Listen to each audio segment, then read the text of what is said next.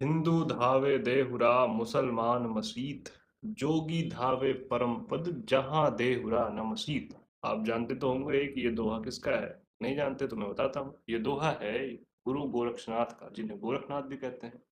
गोरखनाथ ने इस दोहे में क्या कहा है? उन्होंने कहा कि हिंदू और मुसलमान जो है वो अपने अपने अपने पूजने के लिए, अपने आराध्य के लिए, अपने ईश्वर के लिए मंदिर और मस्जिद में भागते हैं, यानी उनमें आडंबर है। लेकिन जो योगी है वो कहीं नहीं भागता, वो अपने भीतर जाता है, परम पद की तरफ जाता है। ये एक प्रकार से अपने पंथ का प्रचार भी है।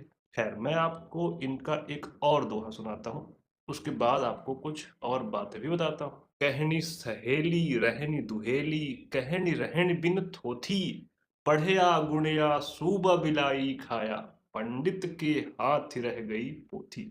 इसका क्या अर्थ है? इसका अर्थ साधारण सा ये है कि अगर आपके कहने और करने में अंतर है तो आप जो कह रहे हैं वो बातें थोथी।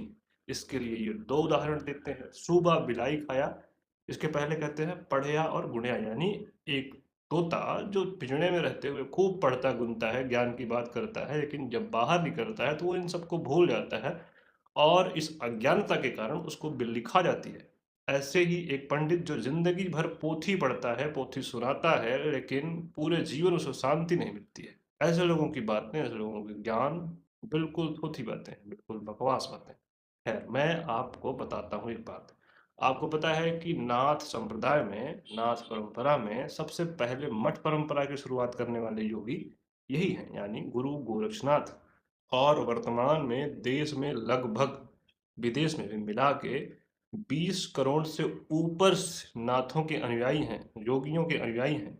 और इनके योगियों की संख्या लगभग 8 लाख है, उसमें हिंदू और मुसलमान दोनों लोग हैं। क्या आपको पहले से पता था? कुछ और जानते हैं गोरखनाथ के बारे में तो बताइए। अच्छा, गोरखनाथ का समय बताइए।